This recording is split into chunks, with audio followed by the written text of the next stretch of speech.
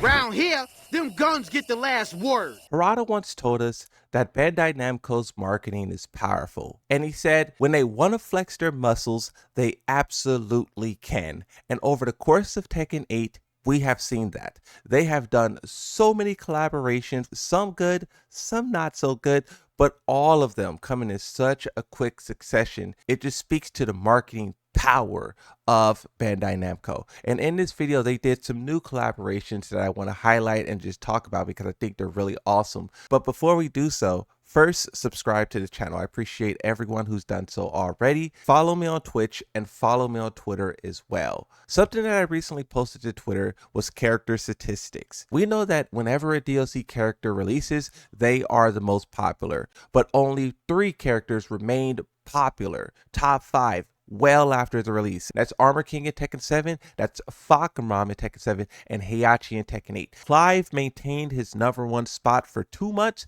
and now he is finally fallen to 5th place. And the new #1 is Kazuya Mishima. This is the first time ever that Kazuya Mishima is #1 in Tekken 8. This character started very, very low. He was 17 out of 32 characters, and he slowly rose his way up to the top while also not even being busted. This is why I highlight to the ends of the earth that people do not want busted, strong, obnoxious characters. They want fun characters. I've been playing a lot of Kazuya lately, and he is just so much fun. He feels very rewarding, very satisfying. You don't feel like you're being robbed, but also you don't feel like you're just being given a win. The fact that he's #1, I think the developers should take a look at him and why he's so popular and try to adapt that to every character. But we won't dive too deep into the balancing discussion. Let's move on and talk about some of the guest collaborations that they're doing. The first collaboration that we're going to take a look at is Yakuza and Tekken could come to Fortnite in the future. This was first leaked on November 27th, 2024. These characters was data mined from the game, and you have official images. I can't show those because I'll get absolutely destroyed by the copyright. But this has a lot of people excited about Kiryu Kazama's introduction into Fortnite, which is why I think the fighting game community as a whole, not just Tekken, but you could talk about Street Fighter, you could talk about Smash, you could talk about Mortal Kombat. Every fighting game wants these characters. But if we think about Virtua Fighter 6 being under the same parent company as Yakuza, if they go to a game, it may just be that one, which will be crazy competition for Tekken. Now, speaking of Tekken, some people were upset by this announcement. 12,000 likes on this. So Kiryu Kazama can't be in Tekken because he doesn't hit women, but a sniper headshot on Mariah Carey while using a shotgun to kill Ariana Grande and hitting Hatsune with a shovel on Fortnite is fine, with 1,000 question marks. I do believe this was the original thing that held him outside of fighting games, but what you got to keep in mind now, the person who said this left the company, and there's a new guy in charge, and the new guy in charge, he said something far worse. What he says is that we don't think fighting games is good to collaborate with. We don't think it's worth. We think it's better to do other things. And now we see the other things turns out to be Fortnite. As for Tekken, I do wonder what characters they will do, when it will happen, because both of these things leaked at the same time. But now we have here that Kiryu Kazama and Goro Majima are separate from Tekken. So I'm assuming that Tekken will be next in line to be added into Fortnite. Something that was also hinted at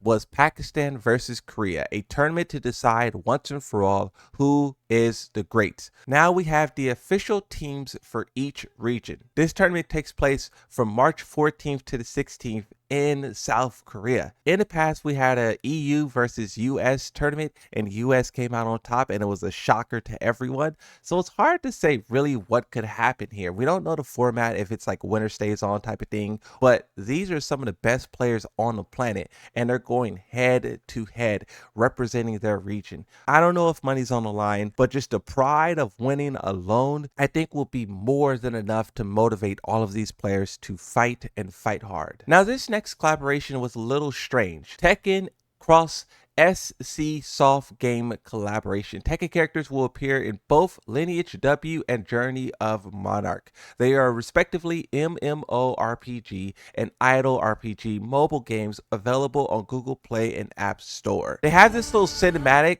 and it is a great cinematic. You have Kazuya Mishima, Ma Soup. And I'm guessing this is the bad guy of this game, and then the other guy is the good guy of the game. Do you think these characters, would you be interested in these characters being like a guest character? I mean, the guy with the blue orb looks pretty cool. That guy with the sword, he basically just reminds me of Clive, so I think I'll pass. But then you see he throws this little thing, summons the Jin Kazama. He summoned Jin Kazama like he was a Pokemon. They punch this thing and then it like has this really cool visual effect. The music kicks in. Cool art style. Oh wait, I didn't even realize this. That's Paul Phoenix right there. Oh, Harong. That's fire. I didn't even realize this the first time. So there's Harong. Come on, where's Yoshimitsu at? He's like the king of Tekken. Heihachi, that's fire. Heihachi, okay. Yeah, so this is a really cool cinematic. You know, Tekken is once again just marketing itself and trying to increase its brand awareness. And this is something that I think Tekken needs a lot of. You know, I think the Tekken franchise is great, bro. It's one of the oldest franchises in all of video games, and also their games is really great. Even though Tekken 8's in a bad spot, I think the game can improve a lot if the developers are willing to make the necessary changes they need to. But then also, just looking at all the different past Tekkens over the years, they all been incredible. But to see that they lack this mass appeal and they aren't breaking through to like the mainstream, it's sad, because I think if they were able to, the game could do great things. So this is February 26th is when this happens. And speaking of February 26th, this will be 3 days after the European Tekken World Cup. Now, this is when I believe that they will start to show characters like Anna Williams. They will start to show more of what Season 2 has to offer. And also, they'll probably give us a little update on the winter update. There could be more, but there's definitely going to be one more update before Season 2 starts. Another collaboration that's in development as well is with Fortnite. Heihachi in Astrobot. You know, this one game of the year. A lot of people were saying that it robbed the other games in attendance. I kind of feel the same way. Astrobot is a good game. It's a cool game, but I don't know. There's other games out there that was bringing heat this year. But regardless, very hyped game, and now Heihachi is being added to it. When the game first released, Kazuya was there, and I believe a bunch of other fighting game characters was there. But now the king of Tekken, the king of the Iron Fist, Heihachi is here. Heihachi punches the ground as if he's trying to activate Ultra Instinct.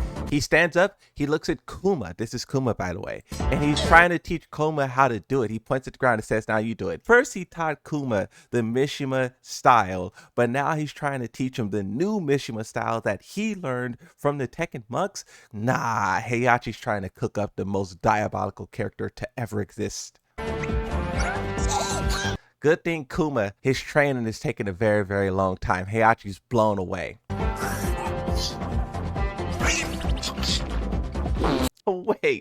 Wait. So the character you control hits Heihachi and it triggers this. Kuma just turns around. This is like a Gon animation, right? Doesn't Gon turn around and do the big fart smoke? I think Panda does this as well. And the bears, actually. So they brought back this. This is a great callback. Heihachi wants to do after that. I've seen these videos of Tifa on Twitter going viral. When you think back to the idea that was being flown around by the Tekken players, is that like she's off limits. It's pretty crazy, right? You know, Final Fantasy will also be in Fortnite as well. So we'll see which characters they decide to use. What if Fortnite can't even use Tifa? Bro, they're probably going to use Tifa and it's probably going to break the game. Tifa is a legendary character and her fighting style really is nice. Like when you get past the whole waifu thing and you look at her combat, she's cooking. So I do understand why people want this character in Tekken, but in my opinion, I probably think it won't happen, probably never, right? Final Fantasy twice in Tekken 7 and Tekken 8. Do we really want that in Tekken 9? I don't know. We have a lot of time to think about it. Tekken 9 is so far away.